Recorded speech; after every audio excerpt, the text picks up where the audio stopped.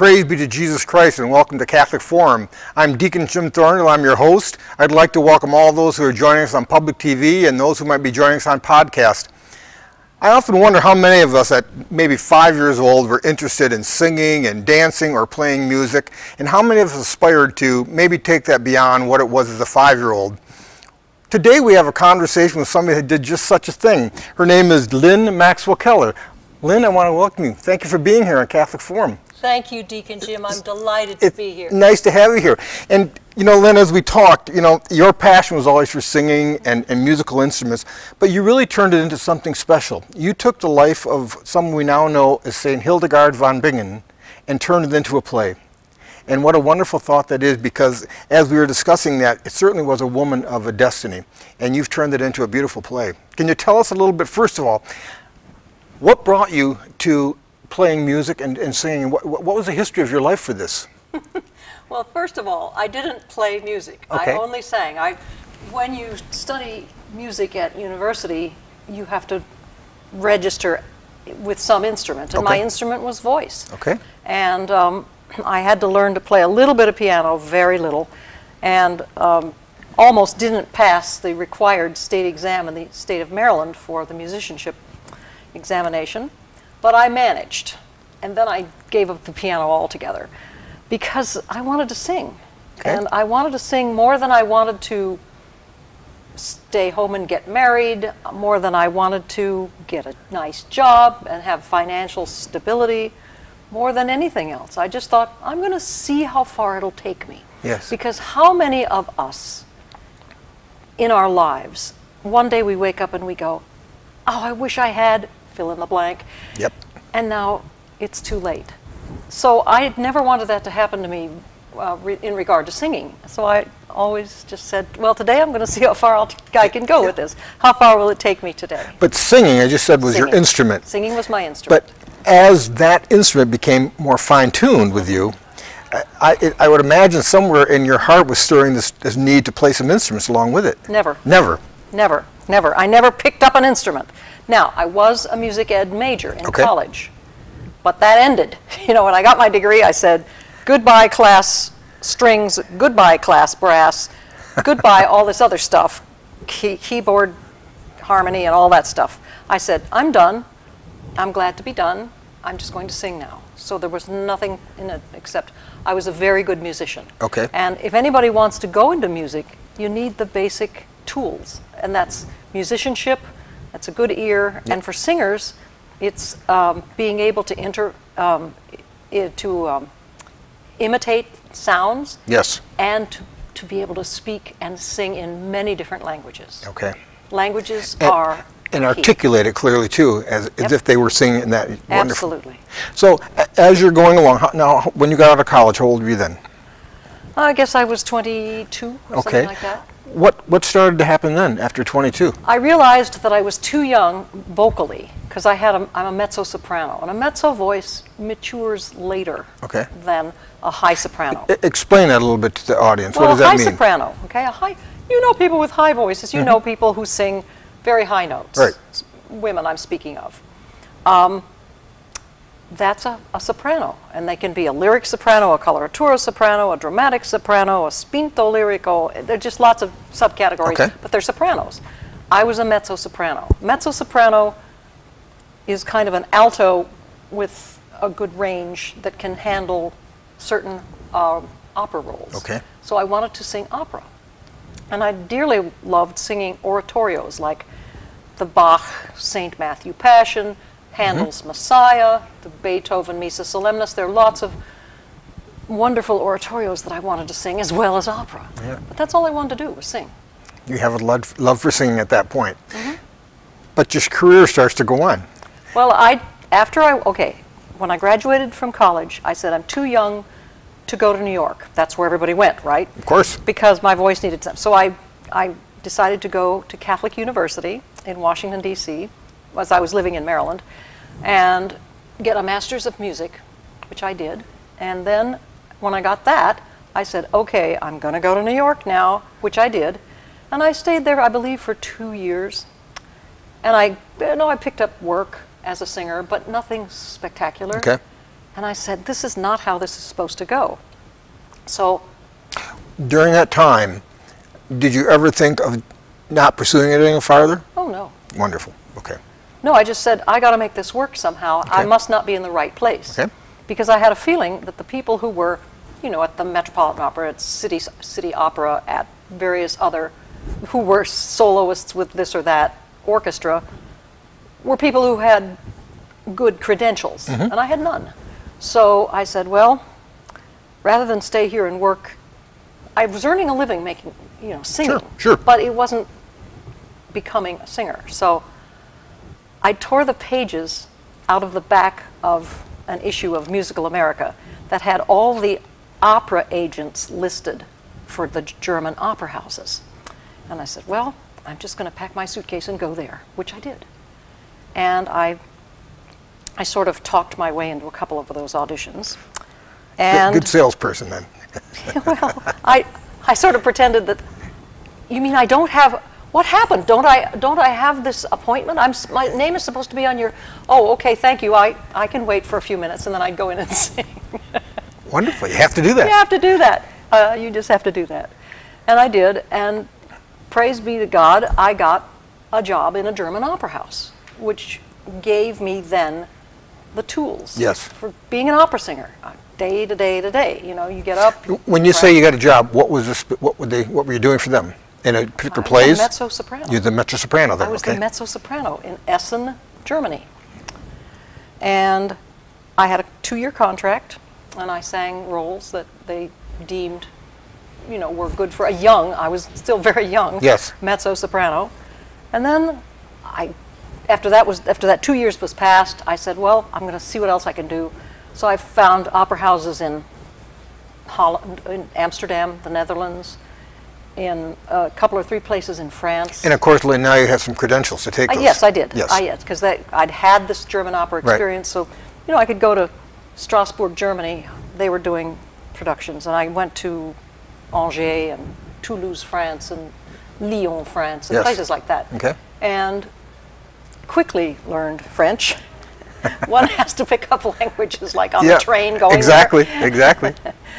And I did. And I would imagine the trick of picking it up is also to be able to articulate it like they would a Frenchman would articulate or a German, so it sounds authentic. You bet. Yeah.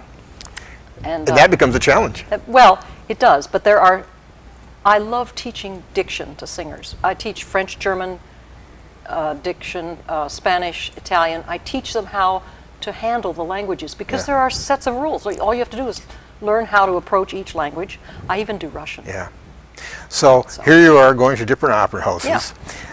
Something along the way is going to trigger you for St. Hildegard.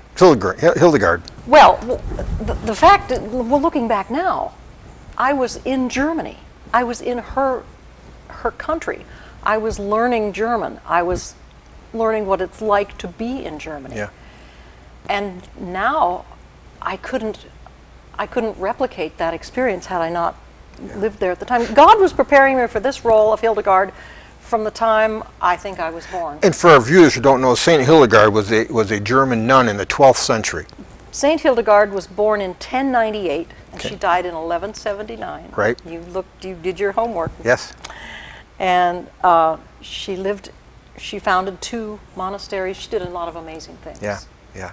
So, as you're starting the journey, what is it that brought you to this role? What is it that brought? That's a long time. You want to know? Well, I want to know what really inspired you for St. Hildegard. So I would go back. So I went back to the States. I had a very, very fine career singing with a lot of orchestras. Okay. I mean, really good orchestras around the country and actually in Europe too.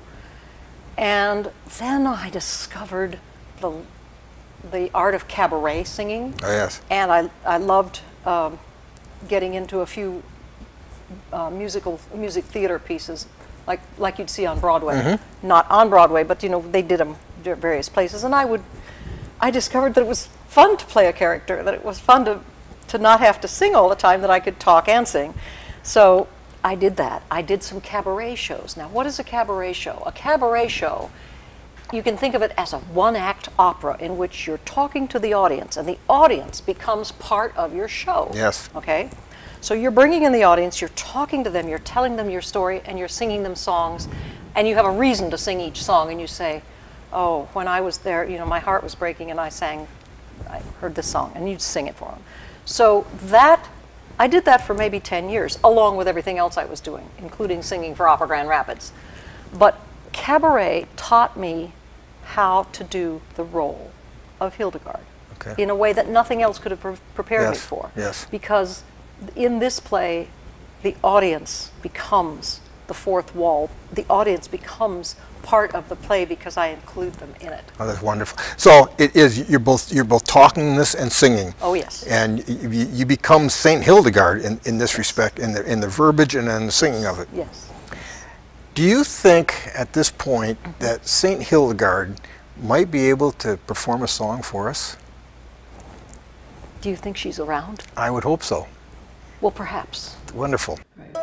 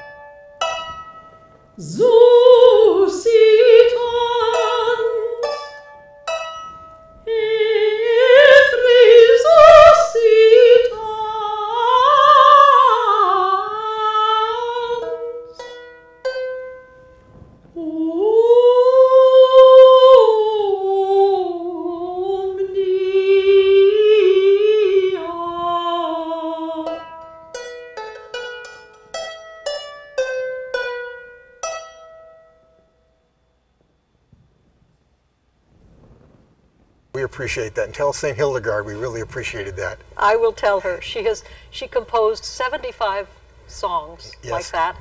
She composed the first morality play. Can you imagine? She was a playwright. Yes. So she did lots of things. Now, Lynn, you've been doing this premiered in 2009. That's right. And you've been doing this for almost how many years? That's about 5 years you've been doing this now. Yes. First of all, I want to let our audience know, could you pick up the Catholic Digest first, because that's interesting.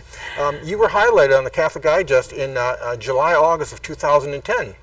You would think, Deacon Jim, that I would have known by now that I was far too long in my life to become a cover girl. You did. It looks beautiful. This happened to be, I was doing my Hildegard play in New York, and a young reporter called me up and she said, "I'm so sorry for the short notice, but could I come to the play tonight, and could I interview you?" And I said, "Yes, yes, of course you Without can." hesitation. Of course. And then she asked me a lot of questions. Okay. And the magazine came out, and there I was on the cover. Now, did you know prior to? No clue, no clue. But I was honored, I was humbled, and I thought, Hildegard, this was for you. Yeah. Because at the time she wasn't Saint Hildegard. That's right. And at the time, you know, I had no clue that in my lifetime she would ever be canonized.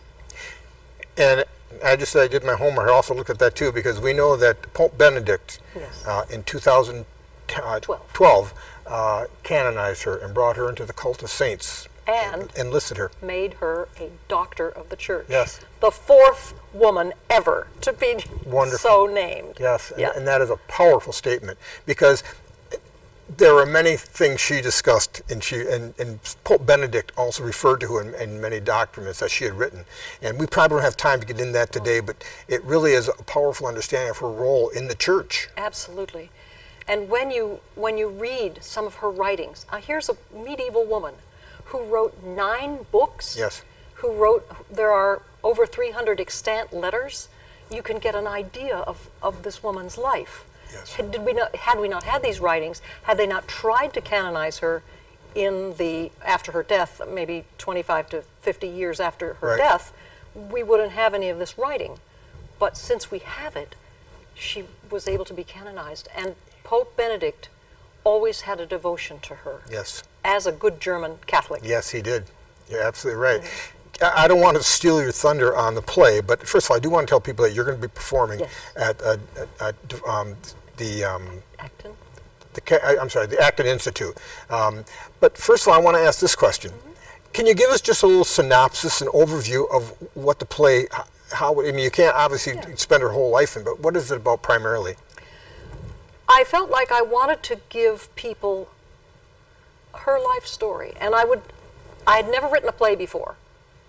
No. That just wasn't on my bucket list, But so you perform it, and you're also the playwright on this? Yes, I am the playwright. Wonderful. I didn't want someone else putting her words into my mouth. Right. I wanted to be the one that chose how she would express herself, because I knew that I would, well, what I should say is that when I started to write the play, I would think, oh, I think I'll do this.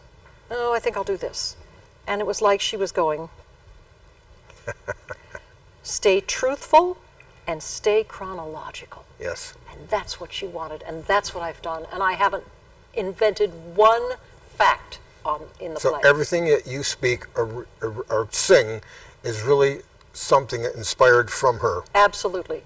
And it's been the people that like it the most, the people that seem to be the most receptive are the Benedictines, which she was one. Yes.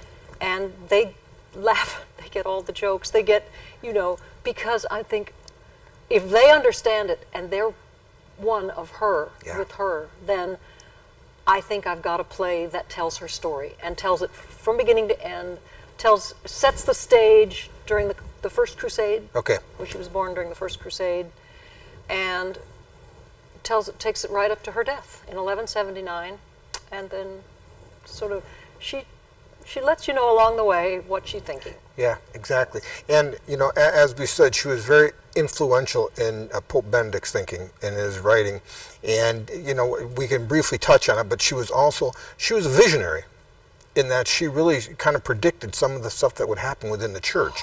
And Pope Benedict also cited her in many instances about what she had written. Isn't that amazing? Yeah.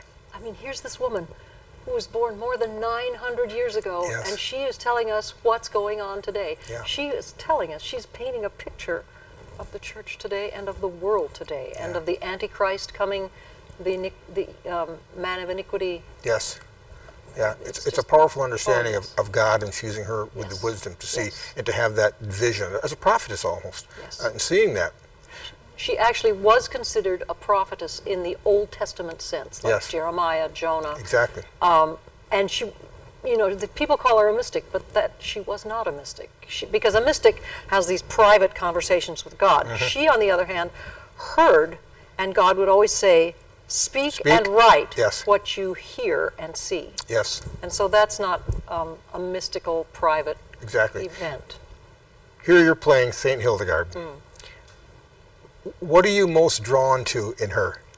If you had to say one characteristic or one quality that really draws you into Saint Hildegard, what would that be? Oh, no one has ever asked me that question before, Deacon Jim. Thank you. I don't really know, because what I'm drawn to, I think, is her courage. Being a woman in a male-dominated tough world, and she was not a feminist. She did not believe that women should do anything they weren't already doing. She wanted the men to step up to the plate and be strong leaders, and they weren't. And that's why she called them out. And she always said, that is why God chose this poor little feminine form, weak woman, very poor command of Latin, to do what the men should be doing. You know, it's amazing in the history of our church, when times are really tough, God called women in. He did. He brought them because there was something within them that was doing exactly what you said St. Hildegard was doing. She's calling these men to accountability and to be the men God's calling you to be. And why is it we can't be? And that was her question. And she was wondering, what is it going to take to have you men wake up and see the reality of Christ in your midst and to live a life full of Christ? So that's a beautiful quality in her. And I can see that you love her for that. I do. I really do. So how many, if I had asked since 2009, how many times have you performed this play? I have performed this play over 85 times. My goodness. I think it'll be 90 by the time the spring ends. Yes. How do you stay on track? How do you keep the enthusiasm? That's an actor's question. Well, that's in the actor's tool chest. I would think so, because most people would say, my gosh, after 80 or 90 times, don't you get tired of doing it? I never do. Because, sure, I'll go out there and set up my props and I'll think, okay, here we go again, or my back hurts or whatever, you know. And then that audience is there and I realize they really need this and they really want this. And I'm here to give them something that they're going to take away. And there's nothing like it in the world. So it really is the audience, it really is the along with St. Hildegard, that inspires you to continue on and keep that performance at a peak level. And I just want to share one thing with you about the Sunday performance. This is going to be Sunday, March 23rd at the Acton Institute. And I have a wonderful singing group here in Grand Rapids called the Hildegard Singers. We're made up of 4 women. I have Barbara McCarger, I have Diane Penning, and I have Lisa Walhout. And the 4 of us sing together. We've given concerts, quite a few by now. Wonderful. And do they travel with you at all? We usually go out to do concerts together. But I told them about the Acton Institute. I said, you know, ladies, I am going to be doing this play, and they've all seen it.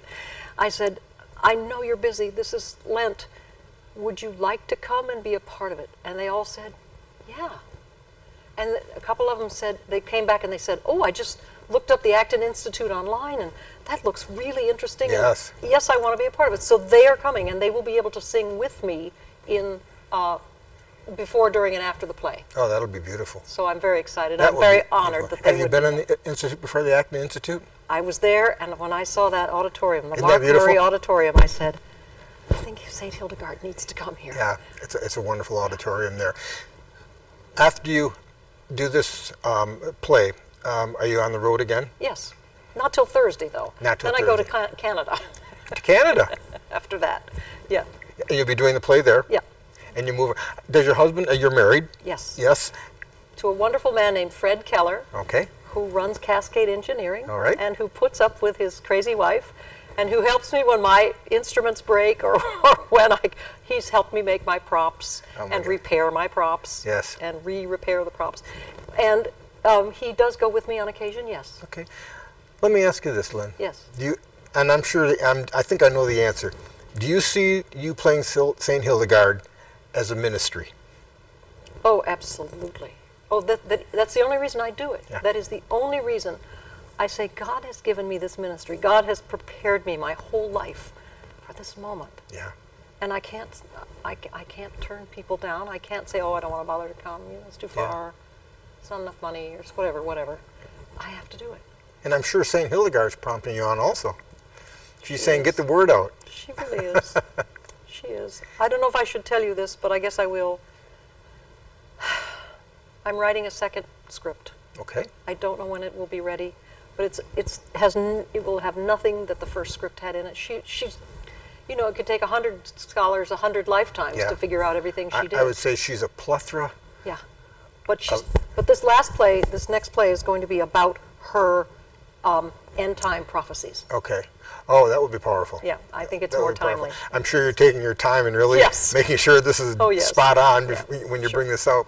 And you have any anticipation, or you're just letting the Lord lead you on this for time-wise? I have a couple of scheduled, what they call staged readings of it, but where I will be holding the script. And then we can always change things after we do the reading and go, oh, that didn't work, or I want to add this or take this out. Okay, so, but you haven't finished writing it yet, or close to it? It's done, but every time I pick it up, I change it a little bit. And when you're writing this, then you're also incorporating into it songs.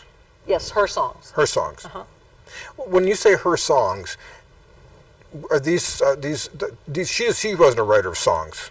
She was a writer of songs. She was. She composed 75 songs. Now, scholars argue, she didn't really get her scroll and quill, but she always had scribes, because every monastery had a scriptorium. Of course. To write, to copy the Bible, to copy, whatever, and they would have written her letters, that she would have sent to all these hundreds of letters that we have from her and to her, and they also painted the illuminations of her visions. Really? She had all these visions. So we have copies of those. And the songs would have been notated. And we have facsimiles of the songs. They're beautiful. Would they be scored too? Would they? Yes, with notes. Wow. And, it's ledger lines and the whole thing. You can read them. I mean, it's a style of reading. It's a little hard to make out, but it's good. And yes, the scribes would have...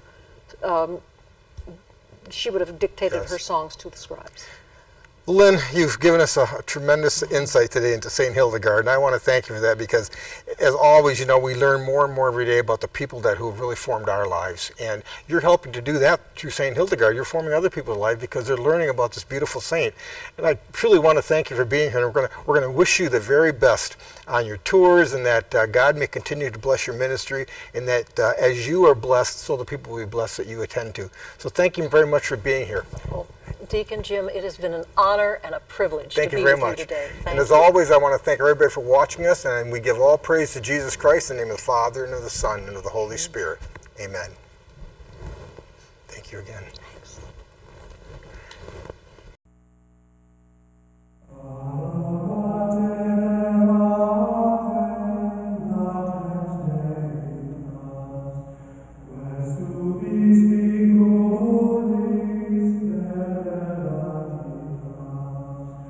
Amen.